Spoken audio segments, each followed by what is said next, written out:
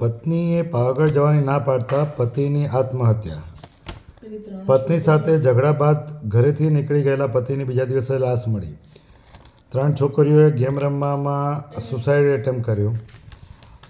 મિત્રો, આવા ઘણા સમાચાર આજકાલ ન્યૂઝમાં એવરીડે જોવા મળે છે. આજે જે તારીખ 5 ફેબ્રુઆરી ગુરુવાર થયેલો છે, જેમાં ગુજરાત સમાચારમાં સેકન્ડ પેજ ઉપર આવા સમાચાર છપાયેલા છે, જે પત્નીએ પાવાગઢ જવાની ના પાડતા પતિની આત્મહત્યા. આવા જ સિમિલર કિસ્સા આજની તારીખમાં 3 કિસ્સા હોસ્પિટલમાં ટ્રીટમેન્ટ માટે આવ્યા હતા, જેમાંથી 2 વ્યક્તિએ પોતાના પતિ પર કેસ કરેલો હતો. એક પતિએ એમની પત્ની પર કેસ કરેલો હતો કે ભાઈ આ મને હેરાન કરે છે. હવે જ્યારે એમની ડિટેલ હિસ્ટ્રી તપાસ કરતાં ખ્યાલ આવ્યો કે મોટાભાગના કિસ્સામાં 2 વ્યક્તિમાંથી કોઈ ખરાબ ન હતું, પણ કોઈ એક વ્યક્તિને જે તકલીફ છે, ખાસ કરીને પર્સનાલિટી ડિસઓર્ડર, અને પર્સનાલિટી ડિસઓર્ડર સાથે જે જોડાયેલી આવેશિક તકલીફો, લાગણીનું જે કંટ્રોલ ન રહેવાની જે તકલીફો છે, તેમજ હંમેશા એક એકલાપણું, તેમજ આપણે કહી શકાય કે પોતાની કોઈ વેલ્યુ નથી એવી જે ફિલિંગ રહેતી હોય છે. આવી ફિલિંગના કારણે વ્યક્તિના વાણી અને વર્તનમાં કંટ્રોલ નથી રહેતો હોતો, અને ખાસ કરીને પોતાના નજીકના લોકો સાથે જ એમની બધાથી વધારે જે અપેક્ષાઓ છે, ત્યાં જ બધાથી વધારે અપેક્ષાઓ રહે છે, ત્યાં જ એમને બધાથી વધારે તકલીફો પણ પડતી હોય છે. અને એ બાબતો કારણસર ઘણા બધા ઇસ્યુ બનતા હોય છે, જેમાં ખાસ કરીને હસબન્ડ વાઇફના લડાઈ ઝઘડા, બાળકો સાથે લડાઈ ઝઘડા, તેમજ રૂટીન કામકાજમાં તકલીફ. તો આવા આજે 3 થી 4 કિસ્સા જે ક્લાયન્ટો આવ્યા હતા. તો મિત્રો, સમાજમાં પર્સનાલિટી ડિસઓર્ડર એ એક સાયકોલોજીકલ ઇસ્યુ છે, સ્વભાવની ખામીનો એક ઇસ્યુ છે. પણ ઘણી વખત મોટાભાગના સમાજમાં લોકોને આ બાબતની જાણકારી નથી હોતી, તે બાબતનું નોલેજ નથી હોતું. અને ઘણી વખત એક ખોટી મિસઅન્ડરસ્ટેન્ડિંગ હોય છે કે ગાંડપણની બીમારી, આ પર્સનાલિટી ડિસઓર્ડર એટલે ગાંડપણની બીમારી, ચિંતાની બીમારી એટલે ગાંડપણની બીમારી, વહેમ શંકા થાય, વહેમ થાય એટલે ગાંડપણની બીમારી, પછી માન લો કે સાયકાટ્રિસ્ટને બતાવે તો પણ ગાંડપણની બીમારી. તો આ એક બહુ મોટું સ્ટિગ્મા અને એક આપણે કહી શકાય કે અજ્ઞાનતા છે, શરમ સંકોચ છે સમાજમાં, જેના કારણે ઘણી વખત યોગ્ય સમય યોગ્ય વ્યક્તિની સારવાર થતી નથી, અથવા ઘણી વખત એ વ્યક્તિઓ પણ પોતે સારવાર લેવા તૈયાર નથી હોતા, જેના કારણે ઘર બરબાદ થઈ જાય છે, પાર્ટનરની જિંદગી હેરાનગતિમાં બહુ વધી જાય છે, બાળકો પણ સાયકોલોજીકલી અને ઇમોશનલી તૂટી જાય છે. અને ક્યારેક જે આજના કિસ્સામાં જે રીતે થયું છે એ રીતે અમુક લોકો સુસાઇડ પણ કરી લેતા હોય છે, અને અમુક લોકો પર કાયદાકીય એકબીજા પર ગુનો લાગુ પડી જતો હોય છે, એ લોકો કેસ કરી દેતા હોય છે. અને સમાજમાં આ બાબતની જાણકારીનો અભાવ તો છે જ, પણ સાથે સાથે કાયદામાં પણ આ બાબતનો ઓછો ઉલ્લેખ હોવાના કારણે, તેમજ ઓછા કિસ્સા નોંધાવવાના કારણે કાયદામાં પણ આ બાબતનું જાણકારી આપેલી હોવા છતાં પણ તેનો પ્રોપરલી એ ટાઈમે ચોક્કસ નિદાન થતું નથી હોતું. ચોક્કસ જાણકારીનો અભાવ હોવાના કારણે એ ટાઈમે કાયદાનું કામ, કાયદાના રક્ષક લોકો કાયદાનું કામ કરતા હોય છે, જે લો પ્રમાણે ચાલતા હોય છે. પણ એના હિડન કોઝમાં, બેઝિક કોઝમાં, રૂટ કોઝમાં જે આ ઇસ્યુ કહી શકાય છે પર્સનાલિટી ડિસઓર્ડર, એ પકડાતો નથી હોતો, જેના કારણે ઘણી વખત આ ઇમોશનલ ઇસ્યુ, સાયકોલોજીકલ ઇસ્યુ, પર્સનાલિટીનો ઇસ્યુ એ સામાજિક ઇસ્યુમાં કન્વર્ટ થાય છે, અને સામાજિક ઇસ્યુ એ લીગલ ઇસ્યુમાં કન્વર્ટ થઈ જાય.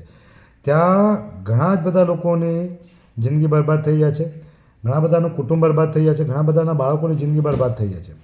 આટલું થવા છતાં પણ સમાજના લોકો એવું માને છે કે ક્લિનિકલ એડવાઇસ લેવાની જગ્યા પર અથવા કન્સલ્ટન્ટ ન્યુરો સાયકાટ્રીને બતાવવાની જગ્યા પર આપણે કાયદાકીય રીતે કે આ રીતે એનો આપણે સોલ્યુશન કાઢીશું. તો ના મિત્રો, એનાથી આ વસ્તુનું સોલ્યુશન નથી આવતું. એ તકલીફમાં જ્યાં ઇસ્યુ ઊભા થયા છે, તો એ તકલીફમાં વચગાળાનું ડિસ્ટન્સ ઊભું થાય છે, પણ એમાં સાથે સંબંધોનો પણ નાશ પામે છે, ફેમિલી પણ ક્યારેક બરબાદ થઈ જાય છે, બાળકોનું મેન્ટલ પીસ, બાળકોની શાંતિ અને સેફ્ટી પણ છીનાઈ જાય છે, ક્યારેક તમારા પાર્ટનરની પણ જે લાઈફ છે એ બરબાદ થઈ જતી હોય છે. તો આમાં વાંક ક્યાં અને કોનો? સમાજનો, લોકોનો, ન્યાય સિસ્ટમનો કે વ્યક્તિનો? કોનો? તો મિત્રો, આમાં વાંક કોઈનો નથી.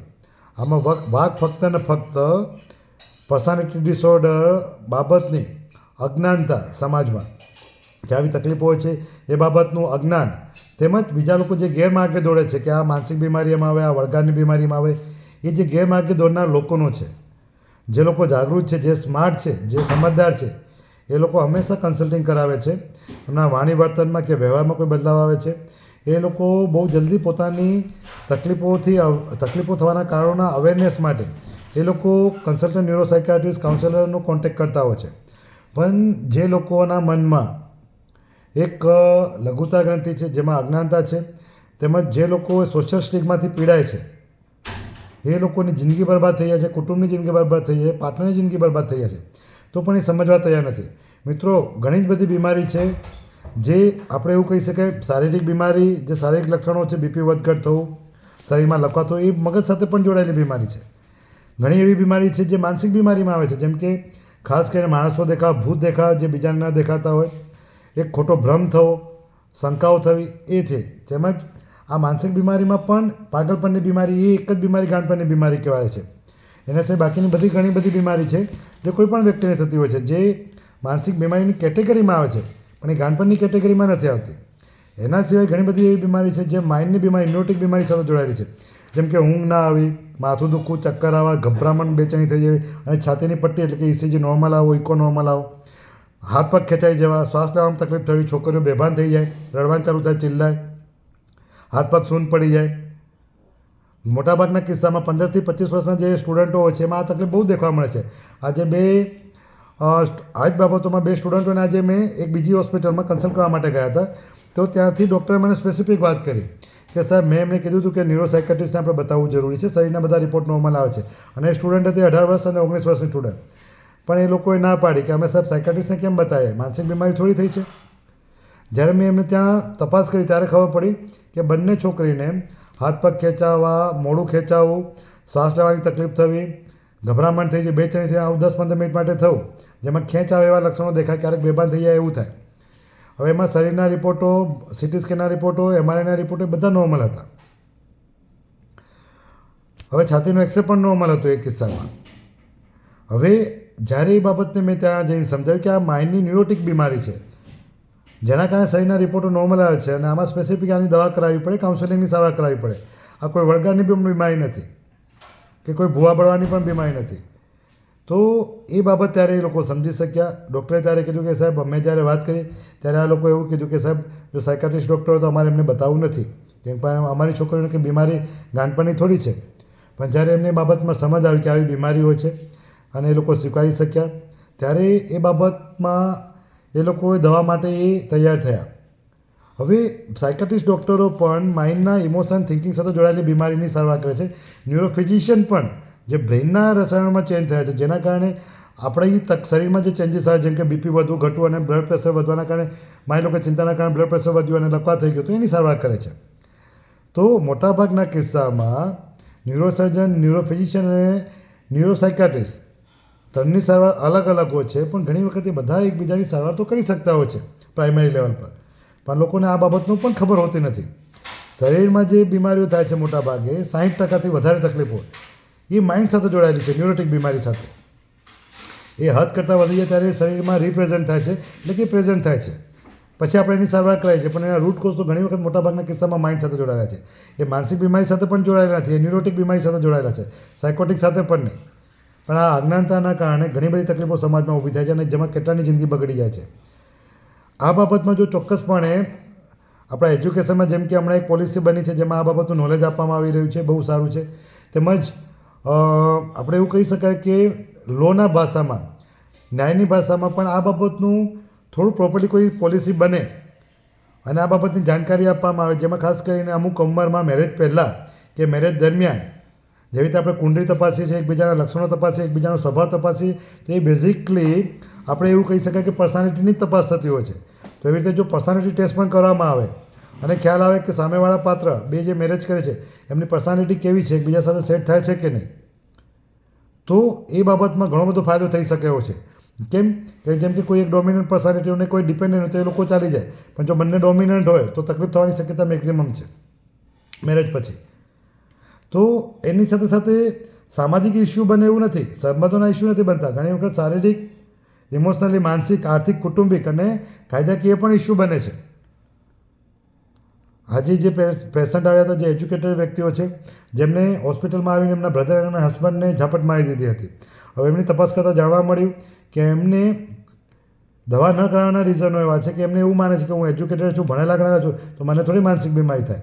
જ્યારે એ પેશન્ટને આપણે એવું કહી શકાય કે માઇન્ડની તકલીફમાં ન્યુરોટિક બીમારી, બાયપોલર મૂડ ડિસઓર્ડર એટલે કે મેનિયાની તકલીફ થઈ હતી, પણ એ સારવાર કરવા માટે રેડી ન હતા. હવે વિચારવું રહ્યું કે એજ્યુકેટેડ પર્સનને પણ આ બાબતનો ખ્યાલ હોય, તો નોન એજ્યુકેટેડ લોકોને ખબર હોવાની શક્યતા ઘણી ઓછી હોય છે. તો મિત્રો, આ વિડીયો ફક્ત જનજાગૃતિ માટે છે, જેનાથી આપણે વહેલા થકી આપણે આપણા પરિવારનું, આપણા ઓળખીતા લોકોનું, આપણા પાડોશી અને ભારત દેશના નાગરિકોનું આ બાબતની જાણકારી આપીને એમની અજ્ઞાનતા દૂર કરી અને કોઈને મદદરૂપ થઈ શકે એ માટે છે. બીજું કે આ તકલીફોના કારણે સમાજમાં ક્રાઇમ, લીગલ ઇસ્યુ અને એ પણ ઘણા વધે છે, અને એ રોકવા માટે આપણે ન્યાયનો કે લોનો આપણે ઉપયોગ કરીએ છીએ, પણ એક જ ઘટના જેની સાથે બની એ કદાચ અટકે, પણ એનાથી બીજા ઇસ્યુ અટકતા નથી, અને ઘણી વખત આ બાબત પ્રૂવ પણ નથી થતી. તો મિત્રો, શક્ય હોય તો આવું જો થતું હોય તો દરેક વ્યક્તિઓ સમજો કે સાયકોટિક બીમારી અલગ છે, ન્યુરોટિક બીમારી અલગ છે, પર્સનાલિટીની બીમારી અલગ છે, ફિઝિકલ ઇલનેસ અલગ છે, વ્યસનની બીમારી એટલે કે એડિક્શન રિલેટેડ બીમારીઓ અલગ છે, પણ આ બધી એકબીજા પર અસર કરે છે. માઇન્ડ પર અસર કરે છે, બોડી પર અસર કરે છે, બ્રેઇનને અસર કરે છે, શરીરને અસર કરે છે. તો હાથ કરતાં ન વધી જાય એ બાબતનું ખાસ ધ્યાન રાખો, તેમજ યોગ્ય સમયે સારવાર લો, અને શક્ય હોય કે આપણા સમાજ, આપણા પરિવાર અને આપણા દેશના નાગરિકોનું હેલ્થ ઇમ્પ્રુવમેન્ટ થાય, તો એ માટે આપણે એક બહુ નાનકડું સ્ટેપ અમે આ લઈ રહ્યા છીએ. તો તમે પણ આમાં જોડાઓ અને ભાગીદાર થાઓ, અને આપણા દેશના સુનેરા ભવિષ્યમાં ખાસ કરીને હેલ્ધી માઇન્ડ, હેલ્ધી બોડી, તો જ હેલ્ધી નેશન થઈ શકે છે. એ ઇન્ડિવિજ્યુઅલ હેલ્ધી હશે તો સમાજ હેલ્ધી થઈ શકશે. તો આ બાબતમાં એક નાનકડો અમારો પ્રયાસ છે સોશિયલ મીડિયા દ્વારા. તો તમે પણ આ વિડીયોને શેર કરો જો તમને ગમ્યો હોય તો, અને તમે લાઇક અને સબસ્ક્રાઈબ પણ કરો. આવા વિડીયો ખાસ કરીને જે સમાજ સુધી આ તકલીફો વિશે નથી પહોંચી શકતા, અને તકલીફો જ્યારે ઊભી થાય ત્યારે લોકોને ફક્ત તકલીફો દેખાય છે, એનું સોલ્યુશન શું છે એ નથી ખબર હોતી, અને ક્યાં કરાવી સારવાર એ પણ ખબર નથી હોતી. તો એનું સોલ્યુશન શું છે, એના રૂટ કોઝ શું છે, આપણે એને જ દૂર કરીએ, એના માટેનો એક પ્રયાસ છે. Thank you very much. હું છું ડૉક્ટર મુકુંદરાય ડિંડોર. હું લુણાવાડા ખાતે ઉર્મી હોસ્પિટલ અને બીજા ઘણા બધા એનજીઓ સાથે હું કામ કરી રહ્યો છું. ગવર્મેન્ટ સેક્ટરમાં ઓફિશિયલ બોડી સાથે પણ હું જોડાયેલો છું.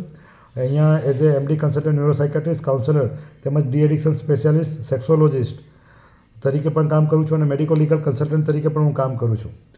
જો આ બાબતમાં તમને કોઈ ક્વેરી અથવા પ્રશ્ન હોય તો તમે મારા પર્સનલ નંબર 9979845854 પર તમે મારો કોન્ટેક્ટ કરી શકો છો, તેમજ મને કોલ કરીને પણ તમે એપોઇન્ટમેન્ટ પણ ડિસ્કસ કરી શકો છો. Thank you very much. આ બાબતમાં મારું જે ગાઈડન્સ છે, ઓન કોલ જે છે, એ ફક્ત મેડિકલ લાઇન અને લીગલ લાઇનમાં ગાઈડન્સ છે. એની ચોક્કસ માહિતી માટે તમારે રૂબરૂ મળવું જરૂરી છે, તેમજ તેની ડિટેલમાં માહિતી મેળવવા માટે ઘણી વખત તમારે બીજા એક્સપર્ટની પણ જરૂર પડે તો એની પણ સલાહ લેવી જરૂરી છે, બરાબર છે. અને આ મેડિકો લીગલ કન્સલ્ટન્ટ અને જે આ કન્સલ્ટન્ટ છે, જે ખાસ કરીને અવેરનેસ માટે છે, એ હું ઘણા બધા ટ્રસ્ટ છે જે ટ્રસ્ટ સાથે હું જોડાયેલો છું. ખાસ કરીને we are with you charitable trust છે, Urmi medical and education charitable trust છે, કેર ચેરિટેબલ ટ્રસ્ટ છે, એવા ઘણા બધા એનજીઓ છે. પછી લાયન્સ ક્લબ છે, પછી ગવર્મેન્ટની જે અમુક ઓફિશિયલી જે પ્રોજેક્ટ છે એની સાથે અમે આ અવેરનેસ માટે કામ કરતા હોય છે. તો મિત્રો, આ બાબતમાં તમે જો નાનકડી મદદ કરી શકતા તો આ વિડીયો શેર કરજો, અને તમારા ગ્રુપમાં, તમારા સોશિયલ મીડિયામાં, જેનાથી બીજા લોકોને પણ જાણકારી મળી રહે. તેમજ તમારા નજીકના કોઈ પણ કન્સલ્ટન્ટ ન્યુરોસાયકાટ્રિસ્ટ હોય એને તમે વિઝિટ કરી શકો છો.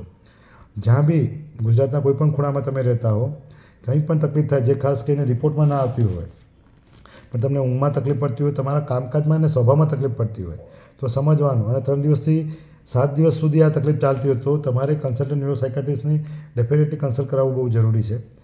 અને બીજું કે તમને કોઈ કારણ સ્પેસિફિક ન દેખાતું હોય અથવા ન મળતું હોય, બરાબર છે. બેઝિક વસ્તુ ઇનિશિયલી સ્ટેજમાં આપણે જોઈએ તો એક સ્વભાવમાં બદલાવ, ચીડચીડાપણ થવી, ખોટા વિચારો, નેગેટિવ વિચારો, માથું દુખવું, ઊંઘ ના આવે, બરાબર છે. હૃદયના ધબકારા વધી જવા, શ્વાસ લેવામાં તકલીફ થવી, ચક્કર આવવા, આ જો બેઝિક લક્ષણો હતું તો આ સોફ્ટવેરના ઇસ્યુ છે માઇન્ડના, જે સ્પેસિફિક ન્યુરોટ્રાન્સમીટર હોર્મોન સાથે જોડાયેલા છે. એ શરૂઆતના તબક્કામાં એ જરૂરી નથી કે રિપોર્ટમાં આવે, સીટી સ્કેન કે MRI કે બ્લડ રિપોર્ટમાં આવે એવું જરૂરી નથી, બરાબર છે. તો મિત્રો, કંઈ પણ તકલીફ હોય તો તમે જાણ કરી શકો છો, ઇવન મારા પર્સનલ નંબર પર, અને અમારે જે સોશિયલ મીડિયા છે એના પર તમે ઇન્સ્ટાગ્રામ અને ફેસબુક પર પણ તમે આ બાબતમાં વધુ માહિતી મેળવવા માટે જોડાઈ શકો છો, બરાબર છે. મારો નંબર હું તમને ફરી જણાવું છું 9979845854. Thank you very much.